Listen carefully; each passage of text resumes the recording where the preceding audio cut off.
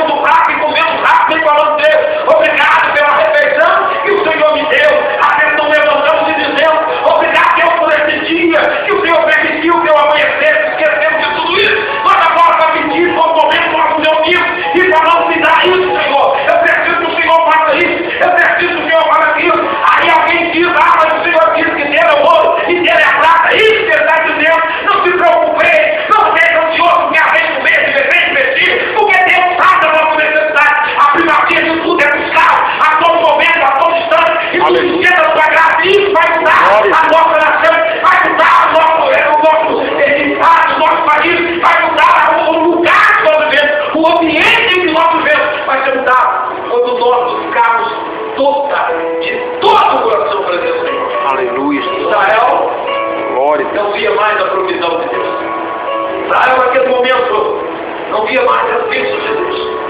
Estava o campo, eles plantavam com alegria.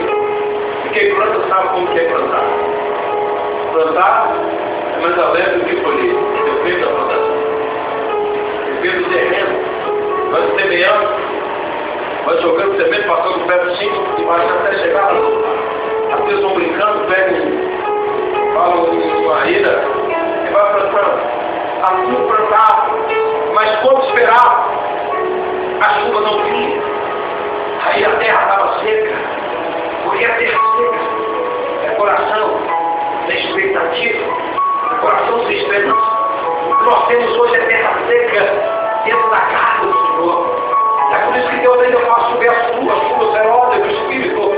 Mas tudo não deixa, porque a terra se umedeça, que a terra molhe, e molhando faz brotar, e brotar faz nascer, e nascendo nasce a esperança, expectativa de que Deus está no controle de tudo. Aquele povo ouviu a voz do Senhor, ouviu a advertência, e ouvindo a advertência, eles voltaram por completo ao Senhor, eles começaram a trabalhar, eles começaram a tentar, a penetrar nas questões, na obra do Senhor, eles começaram a ver que realmente eles haviam abandonado a casa de Deus, eles estavam preocupados com o Deus para Deus, e o Senhor disse: voltaram para mim, e eles voltaram de coração, ouviram e entenderam e compreenderam, porque assim se cumpre aquilo que todos dizem. Glória, só de dar glória, essa segunda casa vai ser maior do que a primeira. O próprio Deus disse isso. Mas por que Deus disse isso? Porque agora eles estavam assim, pararam de disseram dessa maneira. Ora, o que Salomão construiu era lindo. O templo que Salomão construiu tinha ouro, marfim. E agora nós não temos mais nada. Só temos madeira. E nós vamos ser construídos. O Senhor não vai querer isto.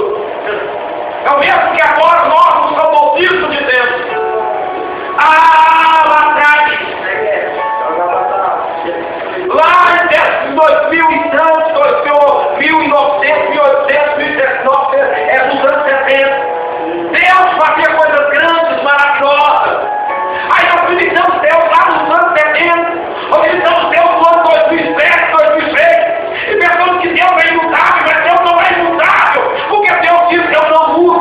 Então Deus continua sendo o mesmo, assim como estava para Israel. Era o mesmo Deus que havia tirado como um povo do Egito, era o mesmo Deus que havia abrido o mar vermelho, era o mesmo Deus que havia feito o maná, só que ele é que distanciava a presença do Senhor. Deus continua sendo o mesmo, mas é o nosso sentido de adorar o Senhor que tem mudado nos últimos dias, e esse sentido de adorar o Senhor não tem agradado ao nosso Deus, porque ele existe, se primacia em tudo, porque ele é Senhor da nossa vida. Aleluia. Glória a Deus. Nós não colocamos como Senhor. Nós queremos ordenar o que vai ser. E às vezes nós olhamos pedindo assim: Deus, eu quero que o Senhor faça assim, faça aqui, faça assim. E quando sai um pouco diferente, a gente fica frustrado. Deus não ouviu. Deus é soberano. Ele faz segundo o que Ele quer, segundo a sua grandeza, segundo o seu poder. E agora o pessoal desperta, jovem, criança, todos, e começa a voltar para a presença do Senhor. Aí o Senhor diz para ele: quem há entre vós que tendo ficado, viu essa casa na sua primeira glória? E como por vezes agora, não é esta como nada em vossos olhos, comparado com aquela, com qual? Com aquela grandeza em Israel, com aquela primazia lá do templo, com aquele templo em que Salomão havia construído. Porque nenhum daqueles homens havia contemplado aquele templo. Mas eles não vinham falar da história. Assim como música que estão nem nascidos foram nos anos 70. Mas só que sabe a história, sabe os fatos. Em 1911, muito menos. Mas nós sabemos que 2 homens vieram para o céu do avivamento, ou envolvimento com a glória do Senhor, de outro país, de outro estado, chamado vieram, esqueci da onde também. Mas vieram de onde aí? Suécia. 2 suecos. E trouxeram a palavra foi crescendo, o ministério foi crescendo, e veio aí as igrejas pentecostais, e até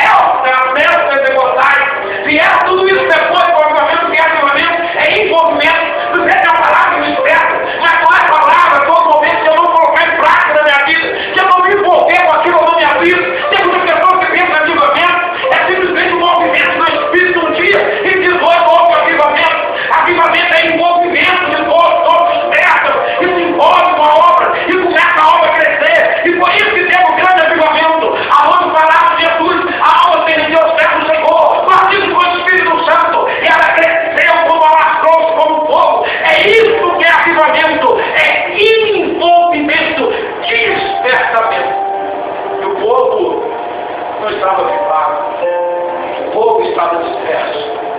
E quando Deus usou o profeta Ageu, despertou o seu povo.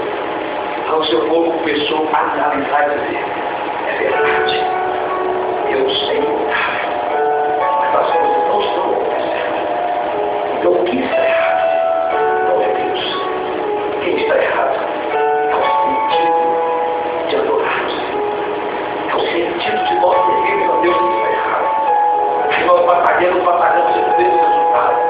Nós chegamos um dia como esse, é frustrante, porque a frustração é grande. Aí alguns já falam assim: não vou na igreja não, porque isso não acontece, não vou na igreja por causa disso. A maior vitória é a nossa salvação. Mas muitos estão perdendo até mesmo a salvação, porque agora já não agrada mais Deus pelo que Ele é, mas sim pelo que Ele pode dar. E as coisas da terra passam, e as coisas do céu são eternas. Então é tempo de mudar o sentido, de servir a esse Deus que é poderoso, entendendo ou procurar compreender a sua grandeza. O povo de Israel agora volta para o completo Senhor. E Deus diz: olha, esforça-te. Tem que esforçar. Tem que se esforçar. Eu estou aqui vendo que vai ter um passe de mágica, que vai acontecer. Que no passe de mágica amanhã vai deitar hoje, vai amanhecer amanhã olhando assim e já lançando rachada de fogo. Pensa que vai ter um passe de mágica. Tem que se esforçar. Tem que se esforçar hoje. Tem que se esforçar amanhã. Tem que se esforçar depois de amanhã. Todo dia é um esforço. Porque o reino de Deus é conquistado pelo esforço. E automaticamente a obra de Deus é feita por esforço. Você pensa que é fácil orar? Quem pensa que é fácil jejuar? É fácil ler a palavra? Não é fácil. Mas tem que ter um esforço. Então esforça-te, ó Zorobabel. Esforça-te, ó noiva do Cordeiro. Esforça-te, jovem, no dia de hoje, para agradar ao Senhor, o Deus Todo-Poderoso. E todo o povo que ali estava ouviu e passaram a esforçar-se, a tentar, a não deixar de esmorecer. É bem mais fácil estar em casa do que estar aqui hoje. Como era melhor? Aí o Espírito Santo no sofá, tomando guitarra no sobrinho, jantando. Mas isso é um esforço de estarmos aqui para agradar o Senhor. E Deus sabe, entende isso. Mas só que eu tenho que estar aqui com todo o meu coração voltado completo para Ele. Eu tenho que estar com todo o meu corpo, com todo o meu sentido.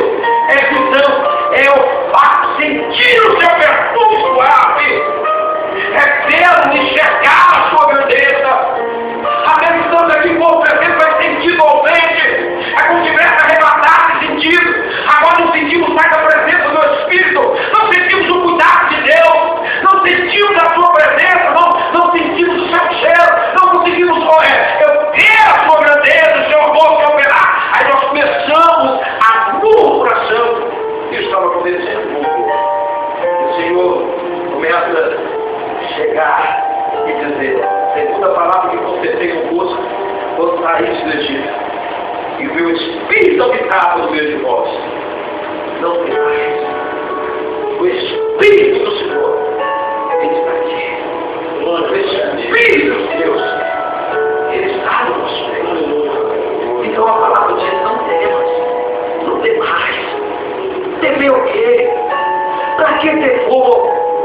Se o próprio Deus está consigo, para que eu vou me preocupar? Com o que vão pensar? Com o que vão dizer? Porque meus amigos vão achar que agora eu sou fantástico. Eu lembro que quando eu aceitei Jesus como Salvador, no culto de domingo, quando eu saí da igreja, a primeira coisa que o adversário prestou na minha mente é assim: agora, você é crente? E seus amigos? E você fica com ele no bar, seus amigos vão rir de você, seus amigos vão tomar de você, seus amigos vão rir da sua cara. E eu olhei assim e comecei a pensar que parece que esse negócio é sério, o pessoal agora vão rir de mim que eu sou crente. Mas depois não, mas agora eu sou crente mesmo, eu aceitei Jesus. E fui me esforçando e Até que eu lembro uma vez, a primeira... Só Jesus na causa. Primeira vez que eu fui usar a gravata, o meu irmão deu uma pequena, não usava nada, um colega dentro do pescoço, com a camisa de xadrez, que tinha nada a ver, cinza de xadrez, confusão danada, a causa. Aí estava indo pro culto, alguém riu de mim, foi a parte, e olhou para mim, riu daqueles amigos, riu mesmo, eu virei esquina. Eu vi Satanás debochando de mim, mas eu continuei me esforçando. Falei, eu vou. E até hoje eu tenho me esforçado. Eu não sou mais forte do que ninguém. Muito pelo contrário. Eu sou mais dependente de todos que nesse mundo. Mas tem que se esforçar. Se for da vontade de parar, estou podendo, porque o peso da chamada é grande. E o peso da chamada nos faz querer parar todo momento, nos faz querer desistir a todo momento. Mas tem que se esforçar, porque é com esforço que veremos a glória e a presença do Senhor. É com esforço que nós veremos a cura se manifestar uma vez, porque é o Deus que Israel diz, ei, eu estou no meio de vós. E Jesus disse, colocarão no som de pé, serão curar.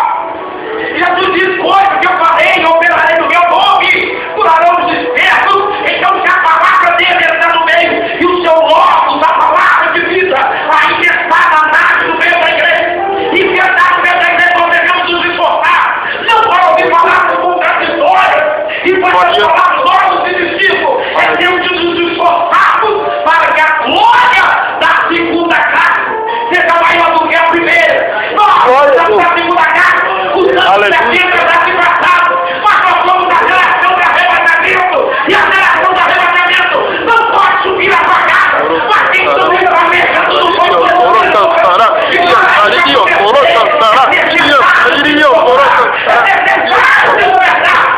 Glória!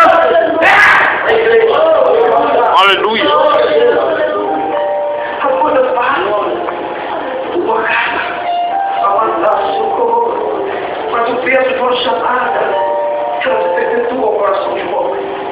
E talvez daqui uns anos, jovens que aqui estão, podem chorar amargamente, porque não se esforçaram como eram jovens para servir o Senhor. Ah, como eu queria, na minha mocidade,